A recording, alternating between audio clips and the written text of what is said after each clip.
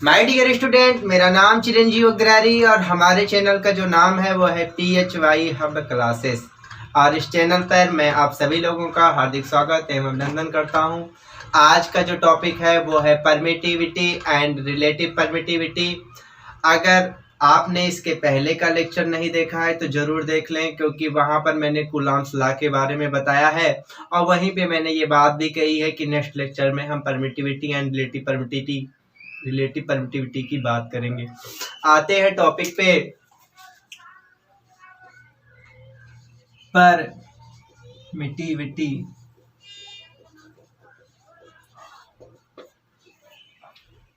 इसको हिंदी में कहते हैं विद्युतशीलता। विद्युतशीलता ये क्या है? ये टर्म कूलॉम्स लॉ में यूज हो रहा था।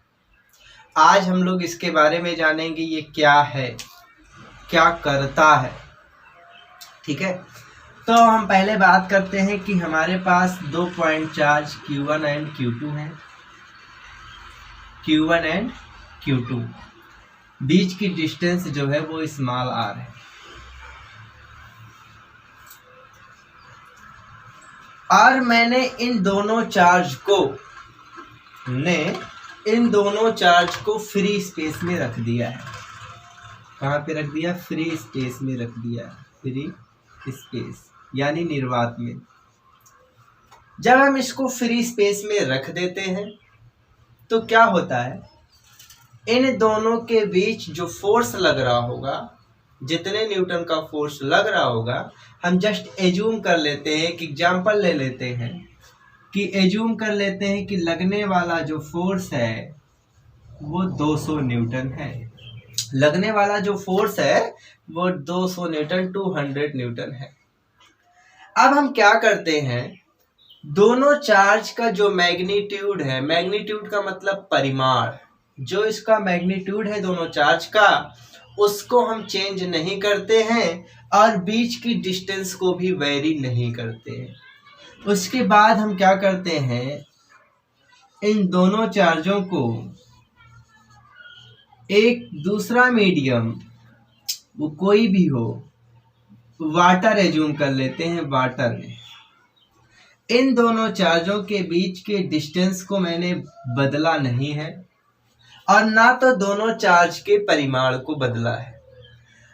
अब अगर परिमाण नहीं बदलते हैं, दूरी नहीं बदलते हैं, तो बदलते क्या है? केवल और केवल माध्यम चेंज कर रहे हैं, मीडियम चेंज कर रहे हैं। पहले जो मीडियम था वो फ्री स्पेस था यानी निर्वात था। अब का जो मीडियम है वो वाटर है यानी जल की मैं बात कर रहा हूं। तो हमने क्या देखा, जो फोर्स की वैल्यू है यहाँ पे 200 न्यूटन थी और यहाँ पे हमको जो फोर्स की वैल्यू ऑब्टेन्ड हो रही है वो कुछ कम एज्यूम कर लेते हैं, 170 न्यूटन हमको ऑब्टेन्ड हो रहा है। इतना प्राप्त हो रहा है। अगेन अगर हम मीडियम को चेंज कर देते हैं, हम कोई अनदर मीडियम यूज करते हैं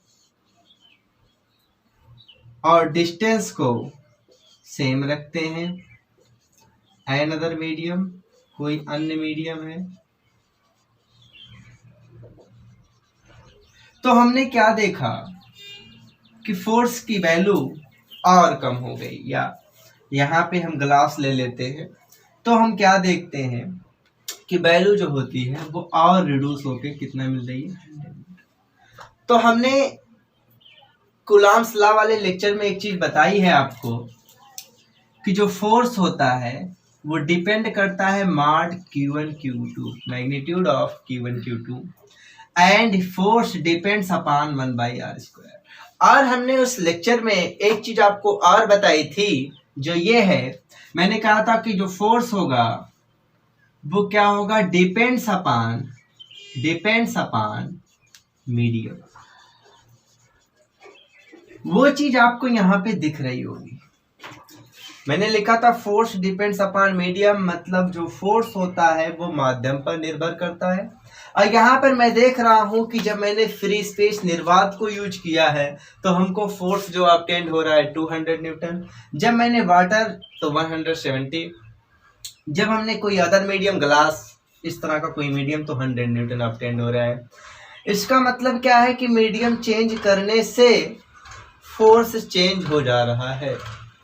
तो इसका मतलब क्या है कि माध्यम के अंदर कुछ ऐसा है जिसके कारण फोर्स में परिवर्तन हो रहा है, फोर्स में प्रभाव पड़ रहा है, बल में प्रभाव पड़ रहा है। तो इसका मतलब है, ध्यान समझिएगा, यहाँ पे जो परमिटिविटी है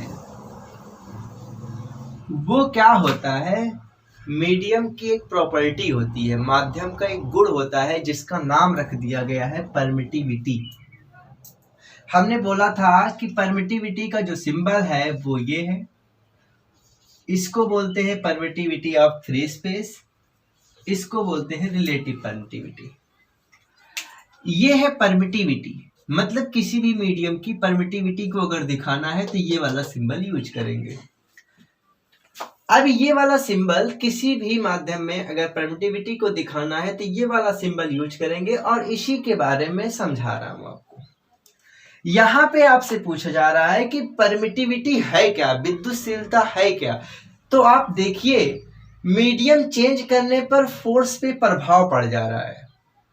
मीडियम अगर हम चेंज कर दे रहे हैं तो फोर्स पे इफेक्ट पड़ जा रहा है। तो हम कहेंगे कि जो परमिटिविटी होती है वो किसी मीडियम की प्रॉपर्टी होती है, जो विद्युतशीलता होती है वो किसी माध्यम का गुण होता है। करता क्या है, जो दोनों चार्जों के बीच लगने वाले फोर्स पर प्रभाव डालता है, जो दोनों चार्जों के बीच लगने वाले फोर्स पर प्रभाव डालता है, ये है परमिटिविटी। परमिटिविटी, एक चीज और यहाँ पे समझेंगे, परमिटिविटी, यहाँ पे एक चीज समझिए, परमिट क्या कह रहा है, परमिट अनुमति देना। ये अनुमति देने का क्या मतलब है, हमको ऐसा लग रहा है कि ये अनुमति देने का मतलब फोर्स को बढ़ावा देना। जैसे इन दोनों चार्ज के बीच अगर 200 लग रहा है तो अगर हम परमिटिविटी का मतलब अनुमति देना तो फोर्स को बढ़ना चाहिए, लेकिन यहाँ पे फोर्स हमारा रिड्यूस हो रहा है, कम हो रहा है। इसका क्या मतलब है, एक चीज आप अच्छी तरीके से समझिएगा। जैसे एक एज्यूम करिए, अगर आपको एयर में चलना पड़े तो आपको परेशानी कम होती है, समस्या कम होती है, लेकिन अगर आपको पानी में चलना पड़े तो आपकी समस्या बढ़ जाती है। क्यों बढ़ जाती है, क्योंकि वहां पे जो अवरोध होता है, रिस्ट्रिक्शन होता है, वो बढ़ जाता है आपका, जिसके कारण आप अगर उसी स्पीड से चलना चाहेंगे तो ज़्यादा फोर्स अप्लाई करना पड़ेगा, ज़्यादा मेहनत करनी पड़ेगी। तो यहाँ पे देखिए, जो परमिटिविटी का मतलब होता है वो परमिट करता है, अनुमति देता है। जैसे इन दो चार्जों के बीच इनका जो फील्ड है, जब ये किसी और मीडियम में जाता है तो वह अपने पार्टिकल को, अपने क्षेत्र को फैलने की अनुमति देता है, अपने क्षेत्र का प्रभाव। और जब उसका क्षेत्र फैलेगा तो इसका प्रभाव, जो इंटरएक्शन फोर्स है, वो क्या होगा, कम हो जाएगा। जो परमिट करता है वो परमिट क्या करता है, जैसे किसी मीडियम में वो अपने पार्टिकल को फैलने की अनुमति देता है, और जब बीच में उसका पार्टिकल, उसका जो एक्सप्रेशन है, जो उसका एक्सपेंड होना है वो ज़्यादा हो जाएगा, तो इन दोनों के बीच जो फोर्स लग रहा होगा वो ऑटोमेटिकली कम हो जाएगा। तो ये होता है permittivity.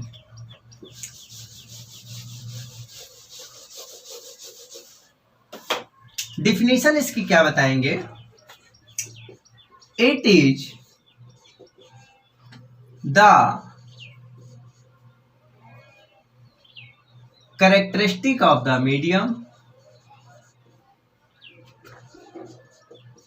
Characteristics of the medium, B by W once होता है between two charges which effect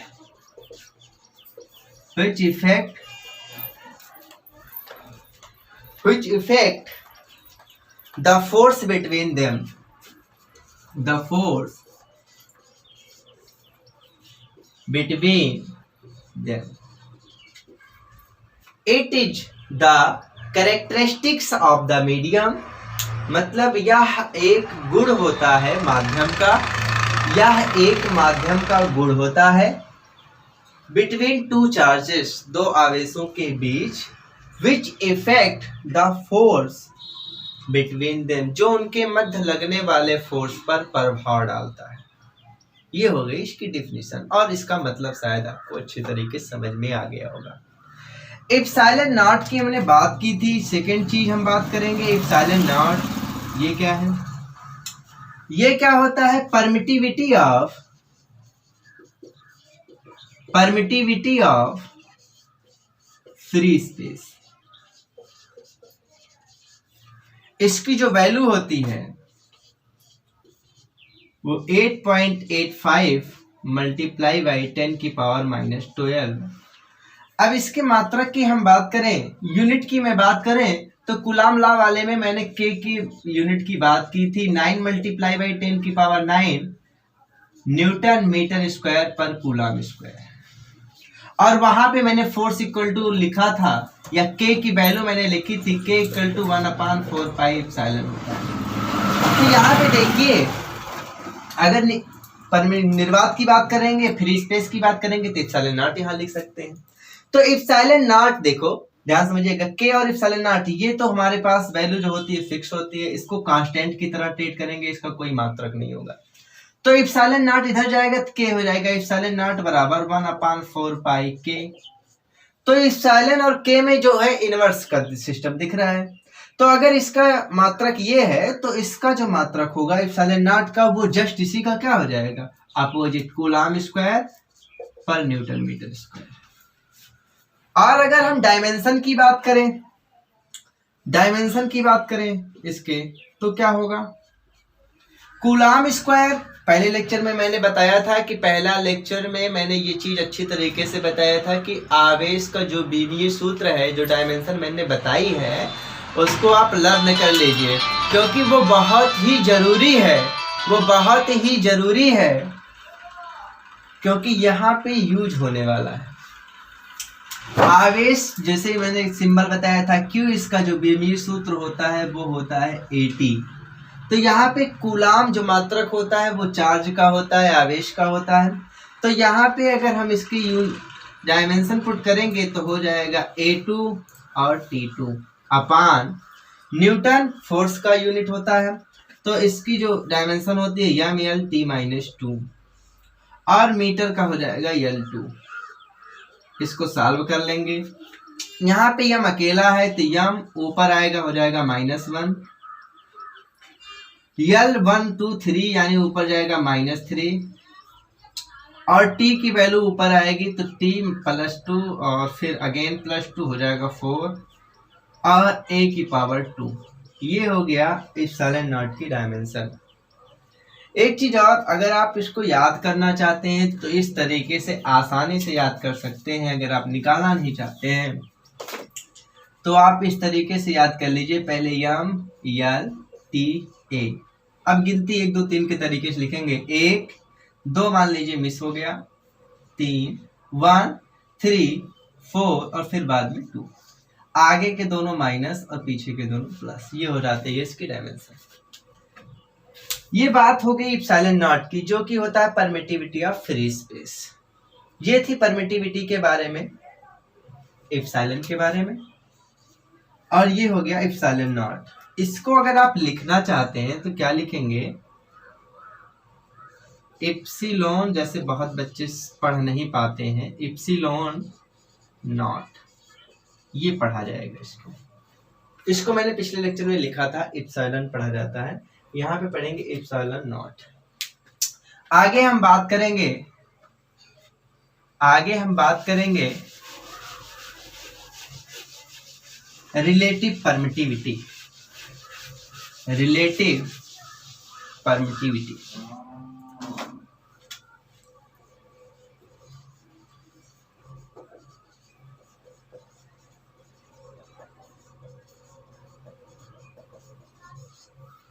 और इसी में बात करेंगे इसी को dielectric constant OR, dielectric constant. इसको दिखाते हैं एप्सिलॉन आर से, इसको दिखाते हैं के से। ये सिंबल है। अब हम बात करेंगे रिलेटिव परमिटिविटी और डाइलेक्ट्रिक कांस्टेंट क्या है, इसके बारे में बात करेंगे। तो होता क्या है, जब हम निर्वात में वैक्यूम में फोर्स की बात करेंगे तो यह वैक्यूम इक्वल टू 1/4πε0, मैंने कहा था ε0 फ्री स्पेस के लिए यूज होता है, वैक्यूम के लिए यूज होता है, RQ1 Q2 by R square. ये आपकी वैल्यू हो गई। अगर हम मीडियम की बात करें, F मीडियम, तो हमको क्या मिलेगा 1/4π। देखो मैं मीडियम की बात कर रहा हूं, तो मीडियम के लिए हमने कहा था कौन सा सिंबल यूज करेंगे, epsilon, Q1 Q2 by R square. इसको मान लेते इक्वेशन फर्स्ट, इसको मान लेते इक्वेशन सेकेंड। अब हम क्या करते हैं, दोनों को डिवाइड कर देते हैं। डिवाइड करने क्या मिलेगा, फर्स्ट बाई सेकेंड कर देते हैं, तो हो जाएगा F vacuum upon F medium equal two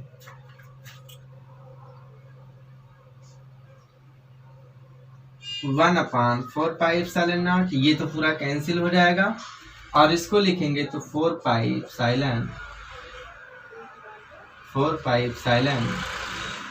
upon 1। तो 4π कैंसिल हो जाएगा, आ गया एप्सिलॉन अपान ε0। ये जो रेशियो निकल के आता है इस बोलते हैं डाइलेक्ट्रिक कांस्टेंट और रिलेटिव परमिटिविटी। अब रिलेटिव परमिटिविटी किसे बोलेंगे, ध्यान से समझेंगे।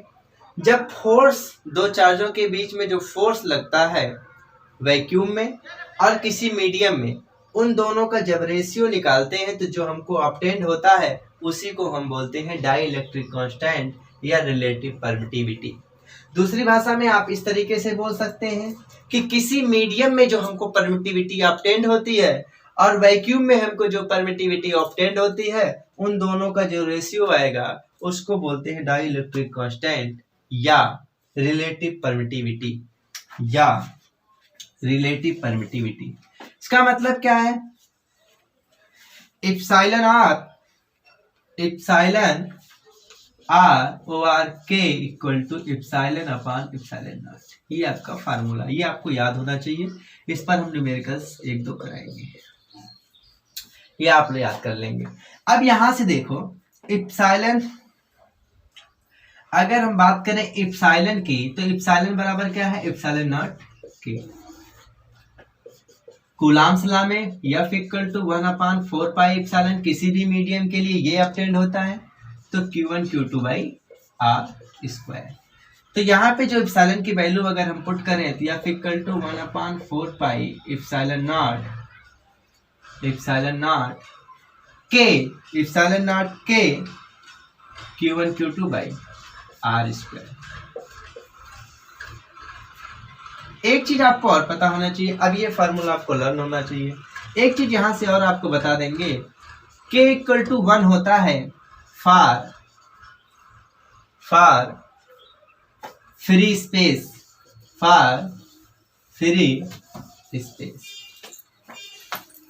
K की वैल्यू K इक्वल टू 1 होता है फॉर फ्री स्पेस और K इक्वल टू इनफाइनाइट होता है फॉर कंडक्टर और मेटल के लिए। और के की वैल्यू 81 होती है फॉर वाटर। अगर हम जल की बात करते हैं तो जल में जो के की वैल्यू होती है वो के बराबर 81 होती है। ये इतनी बातें थी इसमें परमिटिविटी और रिलेटिव परमिटिविटी के बारे में जो मैंने आपको बता दी।